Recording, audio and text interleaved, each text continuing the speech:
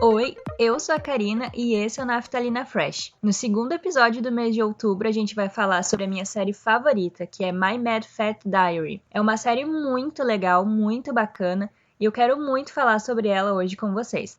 Eu espero que vocês gostem, então vamos começar a falar sobre essa maravilha. A série conta com 3 temporadas, ao todo são 16 episódios, 6 na primeira temporada, 7 na segunda e só 3 na terceira. Parece pouquinha coisa, mas é uma história bem densa, bem interessante e que quando termina, realmente tu sente que poderia continuar para além do que a série te trouxe. Tu fica com vontade de saber o que aconteceu na vida de cada um dos personagens depois do episódio final, mas ela fecha de um jeito bem redondinho, de um jeito que os ciclos realmente se encerram. Então faz sentido ter só os 16 episódios, só as 3 temporadas, mas mesmo assim deixa muita saudade e essa curiosidade de como que eles viveram depois de tudo que a gente presencia. My Mad Fat Diary é ambientada em 1996 na cidade de Lincolnshire, na Inglaterra, e conta a história da Rachel Earl, a Ray, uma adolescente de 16 anos que começa a contar a própria história a partir do diário dela, registrando as coisas que ela vive e muito também do que ela acredita que seja verdade, a partir dos próprios pensamentos.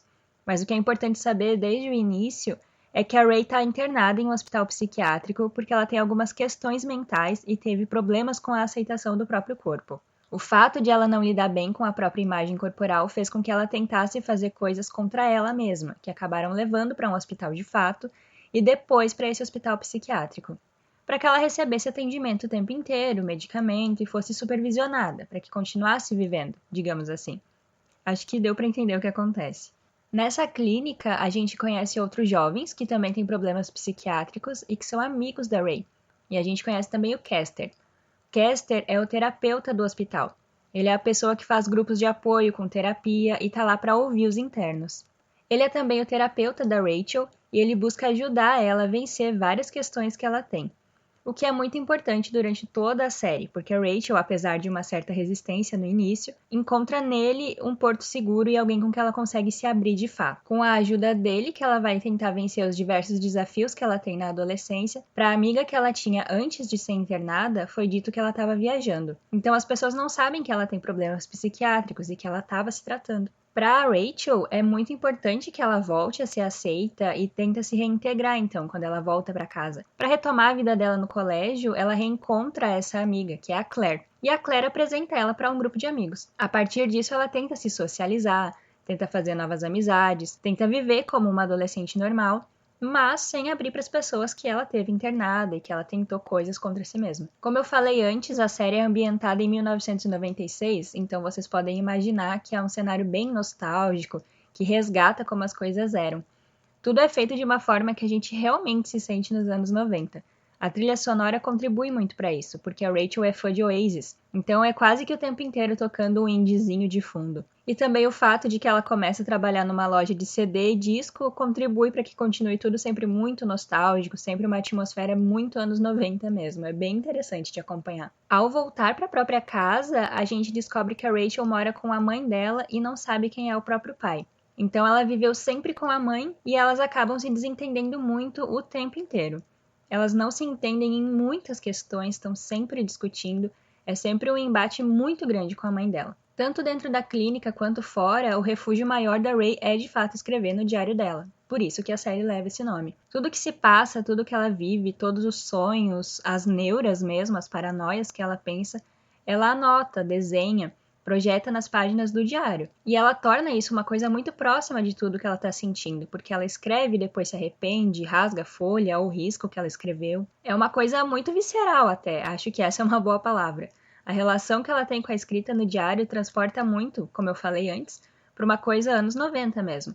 Nos anos 90 era muito comum ter diários. Até hoje, escrever em diário de papel é algo que acontece, mas nos anos 90 e 2000 estava muito mais na moda. A gente não tinha acesso à tecnologia, né? As pessoas faziam isso de forma manuscrita mesmo. Não era uma coisa digital, então a gente se vê muitas vezes na Rachel escrevendo os anseios e descobertas em diário. Toda a interação da Ray, enquanto ela narra a própria história, escrevendo no diário, eu acredito que deva atingir de forma muito mais direta e impactante quando tu assiste a série sendo adolescente. Não foi o meu caso, dá pra fazer 1 ano que eu assisti, então eu já tinha aí 26 anos, e mesmo assim foi impactante pra mim. Principalmente as cenas onde ela tá em terapia com o Caster. Os discursos dele e o que a própria Ray sente e relata É uma coisa muito interessante de se ver. Porque mesmo que não seja adolescente, tu sente que muito das conversas e conselhos que o Caster dá pra ela serve pra tua própria vida, se tu souber moldar do jeito certo. Em muitos momentos eu me senti sendo a paciente do Caster enquanto assistia a série.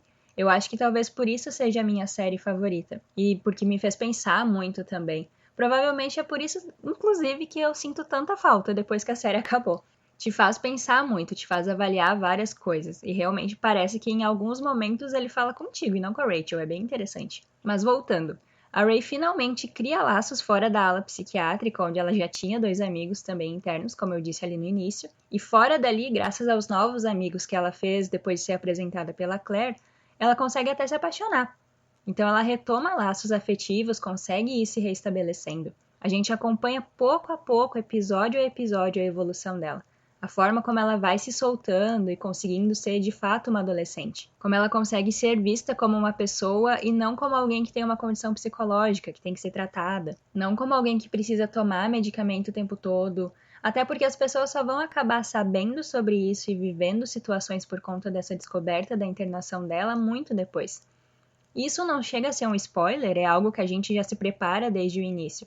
Porque em alguma hora as pessoas vão ter que saber sobre a história dela, né? Afinal de contas, ela fala sobre tudo que ela viveu, isso não tem como ficar entre muitas aspas, só entre o diário e quem tá assistindo. As pessoas no entorno dela também vão acabar tendo esse conhecimento, mas o que é interessante é ver como isso vai ser tratado na série, como as pessoas vão lidar com isso das mais diferentes formas. É muito tocante, eu até falo isso de uma maneira muito emocional, na maioria dos episódios aqui do Naftalina, porque eu acabo colocando muito de mim no que eu tô trazendo, né? E também porque não tem como ser de outra forma, eu acabo me envolvendo muito com a série, o filme e a música mesmo, então é muito da minha percepção, o podcast também é sobre isso. Não é apenas eu chegar aqui, dar uma dica pra vocês e dizer, assistam, ouçam. É falar do que eu percebi também, né? Da minha vivência assistindo essa série, no caso. Mas o que de fato me fez querer assistir My Mad Fat Diary foi uma cena específica que alguns anos atrás eu vi nessas páginas de Facebook que fazem tirinha com cena de série ou de filme. Foi ali que me deu vontade de assistir. A cena é do momento que tem uma sessão de terapia da Rachel com o Caster, onde a Ray fala que ela se sente insuficiente, não se sente alguém que mereça nada na vida. E é muito interessante a forma como o Caster aborda isso com ela. Eles estão sentados de frente um pro outro na sala e de fundo tem um sofá vazio. Ele pede então que a Rachel olhe para esse sofá e imagine uma versão dela criança, porque ele pergunta para ela desde quando que ela se vê dessa forma negativa. Então pede que ela diga para essa criança que ela não é merecedora de nada, que ela é um fardo, que ela não é boa, que comece a falar várias coisas ruins para a criança do mesmo jeito que ela fala de si mesma com a idade que ela tem agora. E isso bate de uma maneira muito impactante na Rachel, porque a cena é construída de uma maneira muito boa. De fato, a gente vê ela olhando uma criança e ela não consegue fazer isso. Ela se desespera, fica muito nervosa, começa a chorar, manda o Caster parar de falar, porque ela não vai dizer essas coisas para aquela criança. Então ele pergunta o que ela gostaria de dizer para essa menina. E ela fala que ela é maravilhosa, que ela é perfeita, que ela é suficiente, ela é boa. Então isso faz a gente refletir muito. É uma coisa que eu mesma me pergunto várias vezes quando eu vejo foto de quando eu era criança. A gente esquece que foi criança, porque quando passa, às vezes, a se depreciar por algum motivo específico, ou não ser tão gentil com a gente mesmo, parece realmente que esquece que já foi uma criança. É comum, infelizmente, de a gente se distanciar muito da criança que foi. Esquece, deixa no passado, e não deveria ser assim. A gente deveria se olhar com o mesmo cuidado que a Rachel olhou para a versão dela criança, de ter o cuidado de pensar, por que eu tô fazendo isso comigo? Por que eu me vejo dessa forma? A minha versão criança não merece escutar as coisas que eu digo pra mim quando adulto ou adolescente. Então, se aquela criança, a tua versão criança, não merece escutar coisas ruins, passar por situações ruins, por que tu faz isso com a tua versão atual, sabe? Vocês são a mesma pessoa. Tu criança e tu com a idade que tem hoje são a mesma pessoa, só em linha do tempo diferente, sabe? Então essa cena específica mexe muito comigo, me faz pensar demais. Assim, talvez muito mais do que eu deveria pensar sobre, mas ela é muito boa, muito forte. E foi de fato o que me fez olhar e pensar, eu vou ter que assistir essa série em algum momento da minha vida. E que bom que eu assisti, porque não à toa ela se tornou a minha série favorita. E eu espero que muitas pessoas ainda possam assistir ela, mesmo que infelizmente não tenha na Netflix. É uma série maravilhosa, é absolutamente incrível a forma como são construídas as relações nas horas de crise, nos momentos de ansiedade extrema. A gente vê a Rachel tendo várias crises e é como se estivesse dentro da cabeça dela. A gente tá ali vendo ela ter os sintomas de uma crise e é muito impactante. É uma série que não é totalmente para adulto, com certeza, é para um público mais jovem, jovem adulto, mas tu te vê ali, sabe, naquele momento, em uma situação que não só uma adolescente passaria. Tu consegue te encaixar nas situações da Rachel e pensar o que tu poderia fazer. É muito legal. Claro que nem tudo são sessões de terapia e momentos de crise ou discussões com a própria mãe. A gente acompanha a vida da Rachel sendo adolescente, tentando sair com os amigos, indo pra festa, bebendo em um bar. Então é muito legal de acompanhar todo o desenrolar da história e todos os amigos que ela fez, que eu não mencionei aqui individualmente, não falei o nome de todos eles, mas cada um deles tem uma história muito bacana de ser acompanhada. Não é focado especificamente na Ray. Em alguns episódios ela até se torna coadjuvante na história. E o foco vai para um dos amigos, para a gente saber mais sobre ele, o que ele vive, o que ele esconde, o que ele precisa de ajuda. Porque também tem isso, a Rachel é a pessoa analisada que vai para terapia, mas ela também é a pessoa que aconselha.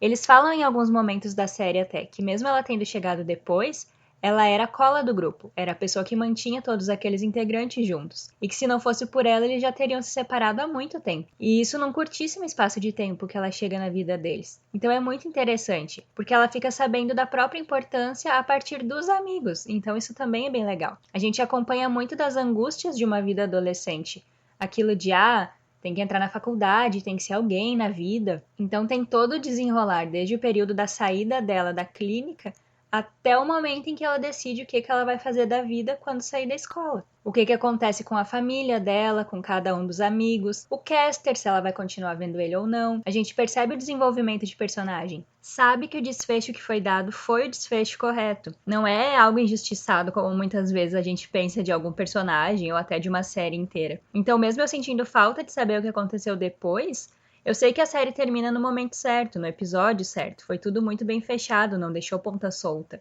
Então é muito bacana de acompanhar. A questão dela não conhecer o pai e tentar descobrir quem é, isso tudo é trabalhado também. Fica tudo muito coerente e explicado. Eu sinto que em algum momento eu vou reassistir, vou chorar tudo de novo, vou me sentir numa sessão de terapia com o Caster. Eu nunca reassisti uma série, mas eu acredito que essa vai ser uma que eu vou. Bom, eu falei muito, assim como no episódio sobre o documentário do Walter Mercado, que foi mais emocional, mais sério, menos engraçadinho. Eu acabei falando muita coisa também, me deixando levar, mas é que foi exatamente o que eu me senti assistindo a série. Espero que tenha pelo menos despertado a curiosidade de vocês para procurar sobre a série e saber o que acontece. Se alguém assistir depois desse podcast, que bom, tomara que assista, porque é uma série que realmente, se tem algo injustiçado em My Mad Fat Diary, é que se fala muito pouco sobre ela. Então eu gostaria que mais pessoas assistissem e soubessem sobre a Rachel, eu acho que seria muito legal. Mas, por hoje é isso. Esse episódio que provavelmente tá imenso, tá chegando ao fim. Já é o 6º episódio do Naftalina Fresh, o 2º episódio do mês de outubro, que é um mês especial, porque é o mês do meu aniversário, como eu falei no episódio passado. Então eu vou ficando por aqui. Eu espero muito que tu tenha gostado, que tenha sido um episódio bacana, e que tu tenha vontade de assistir essa série, tanto quanto eu tive vontade quando eu vi só aquela cena específica e depois percebi que foi uma das melhores decisões ter assistido ela do começo ao fim. Eu sou a Karina e esse foi o Naftalina Fresh. Muito obrigada por ter ouvido e vocês me ouvem nos próximos episódios. Até mais. Tchau!